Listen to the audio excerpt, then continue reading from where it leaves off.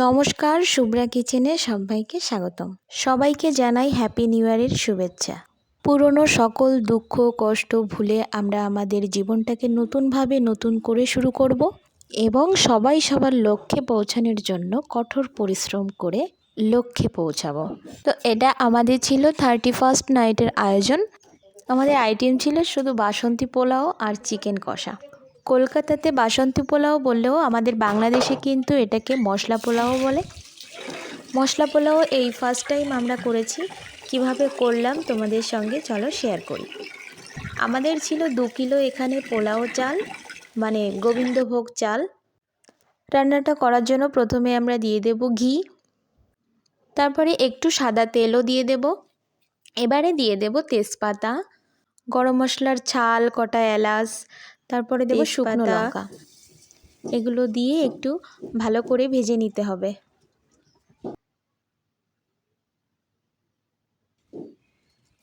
এগুলো ভালোভাবে ভাজা হয়ে গেলে দিয়ে দিতে হবে কাঁচা পেঁয়াজ। আমার মনে হয় বাসন্তী পোলাও মানে যেটা ইন্ডিয়াতে হয় ওটাতে আমার মনে হয় এগুলো দেয় না। আমাদের মশলা পোলাওতে এগুলো তো অবশ্যই দেয়। তো তোমরাও কিন্তু বাড়িতে মশলা পোলাও তৈরি করে খেতে পারো। এর স্বাদ দুর্দান্ত লাগে আর ঝামেলা অতটাও বেশি না। তারপরে আমরা কিন্তু এখানে বিরিয়ানি মশলা দিয়েছি। এই মশলাটা ঘরেও করা যায়, কিন্তু আমরা বাজার থেকে কিনে নিয়েছি। দিয়ে দেবো কটা কাঁচা লঙ্কা। এবার একটু নুন, সামান্য হলুদ দিয়ে আরও একটু ভালো করে ভেজে নিয়ে জল দিয়ে দিতে হবে। এই জলটা দিয়েই কিন্তু পোলাওটা রান্না হবে।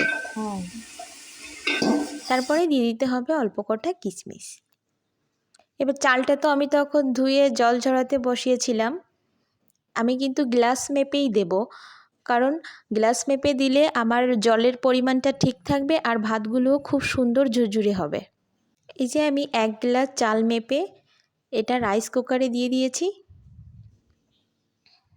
এবার আগে থেকে যে মশলাটা করে রেখেছি ওই মশলাটাই দিয়ে দেব গ্লাস মেপে।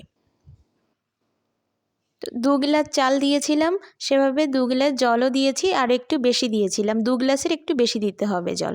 তারপর উপর থেকে কিশমিশ দিয়ে বসিয়ে দেব। এই যে দেখো আমাদের রান্নাটা হয়ে গেছে, একদম ঝুরঝুরে হয়ে দেখতে অসাধারণ লাগছে আর খেতে তো তুলনা নেই কোনো।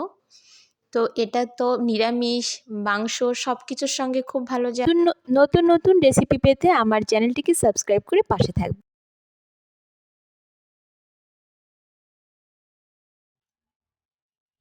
মাসি এরকম দেয়, উনি কয় কি মশলাগুলো এরা বাসন্তী গুলা কয় বল কোন মাসি?